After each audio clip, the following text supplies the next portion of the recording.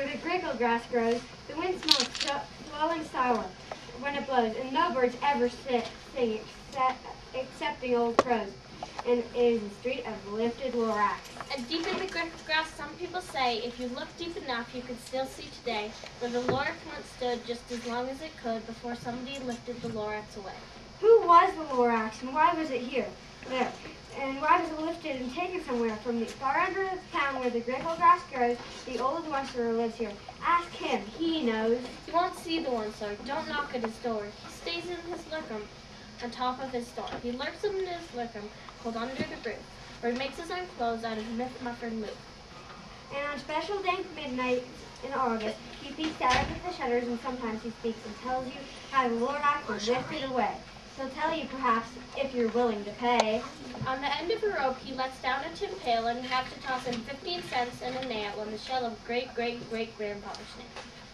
Then he pulls up the pail and makes a most careful count to see if you've paid him the proper amount. Then he hides what you paid him away in his snuff, his secret strange hole in his grovelous grove, and he grunts.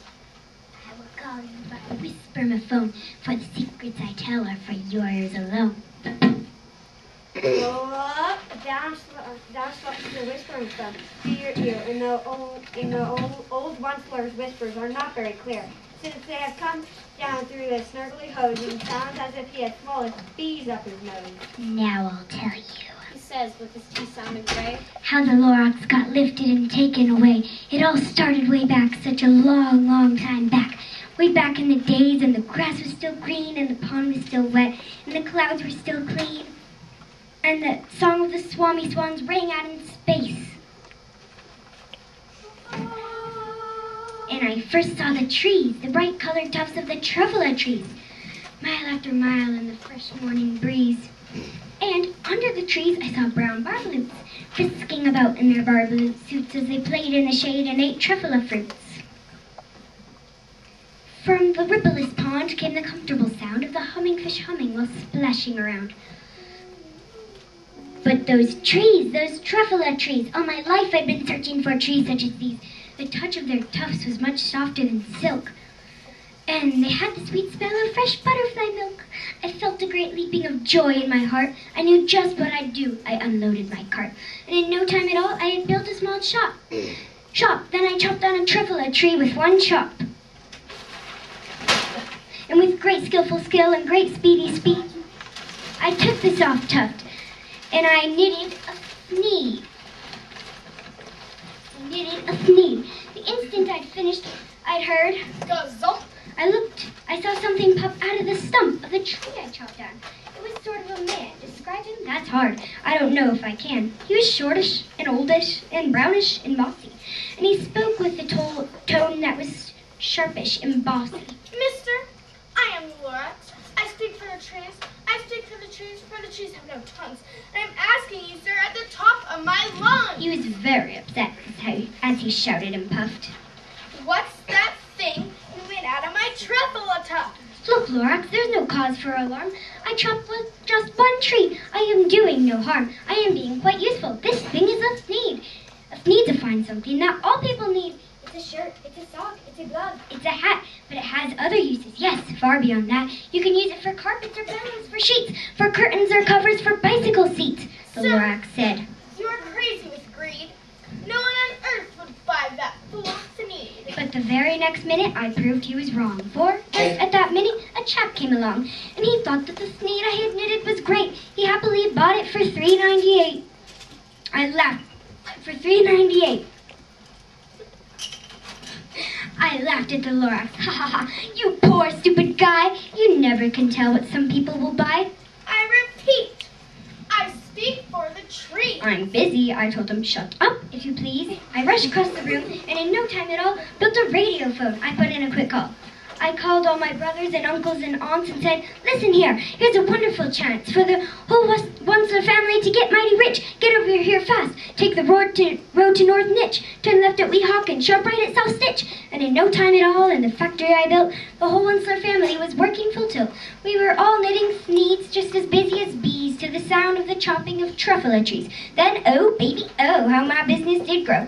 Now, chopping one tree at a time was way too slow. So I quickly invented my super axe hacker, which whacked off 4 truffula trees at one smack. We were making seeds 4 times as fast as before, and that Lorax, well, he didn't show up anymore. But the next week he knocked on my new office door. He snapped, I'm Lorax who sticks for the trees, which you seem to be chopping as fast as you please. But I'm also in charge of the brown barbaloots who played in the shade in their barbaloot suits and happily lived eating truffle fruits. Now, since you're hacking my trees to the ground, there's not enough truffle fruit to go around. And my poor barbaloots, oh, they're getting the crummies because they have gas and no food in their tummies. They love living here, but I can't let them stay. They'll have to find food. I hope they win. Good luck, boys. he cried, and he sent them away. And I, the once-ler, felt sad as I watched them all go. But business is business, and business must grow, regardless of crummies and tummies, you know. I meant no harm, I most truly did not, but I had to grow bigger, so bigger I got. I biggered my factory, I biggered my roads, and I biggered my wagons, I biggered the loads of seeds I shipped out. I was shipping them forth, to the south, to the east, to the west, to the north. I went right on biggering, selling more needs, and I biggered my money, which everyone needs.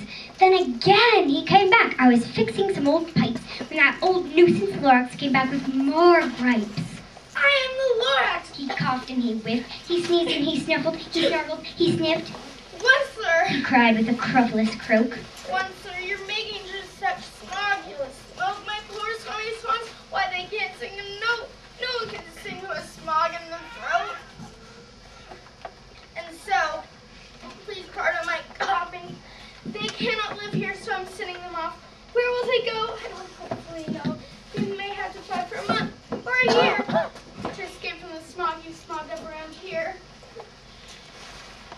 What's more, let me say a few words about Gluppity Glup. Your machine turns on day and night without stop, making Gluppity Glup also sloppity slop. And what do you do with this leftover goo? I'll show you, you dirty old once-er man. You're glumping the pond where the humming fish hum. No more can they hum, for the girls are all gone. So I'm sending them off, oh, their future is dreary. They'll walk on their bench and get woefully weary. In search of some water that isn't so smeary. And then I got mad. I got terribly mad. I yelled at the Lorax, now listen here, Dad. All you do is yap yap and say bad, bad, bad, bad. Well, I have my rights, Sarah, and I'm telling you. I intend to go on doing just what I do, and for your information, you Lorax, you, I'm figuring on biggering and biggering and biggering and biggering and turning more truffula trees into seeds which everyone needs. A very loud whack, and from outside the fields came a sickening smack of an axe on a tree. Then we heard the tree fall, the very last truffula tree of them all. No more trees. No more needs, no more work to be done. So in no time at all, my uncles and aunts, everyone, all waved me goodbye. They jumped into cars and drove away under the smoke-smuggered stars. Now all that was left neath the bad-smelling sky was my big empty factory, the Lorax, and I. The Lorax said nothing, just gave me a glance, just gave me a very sad backwards glance, as he lifted himself by the seat of his pants. And I'll never forget the grim look on his face when he hoisted himself and took leave of this place through a hole in the smog without leaving a trace. And all that the Lorax left here in this mess was a small pile of rocks with one word. Unless, whatever that meant, well, I just couldn't guess. That was long, long ago. But each day since that day I've sat here and worried away. Through the years, while my buildings have fallen apart, I've worried about it with all of my heart. But now, Says the once-ler. now that you're here, the word of the Lorax seems perfectly clear. Unless someone like you cares a whole awful lot, nothing is going to get better. It's not. So, catch! Called the once-er, he let something fall. It's a truffula seed. It's the last one of all. You're in charge of the last of the truffula seeds, and truffula trees are what everyone needs. Plant a new truffula, treat it with care, give it clean water, and feed it fresh air. Grow a forest, protect it from axes that hack. Then the Lorax and all of his friends may come back.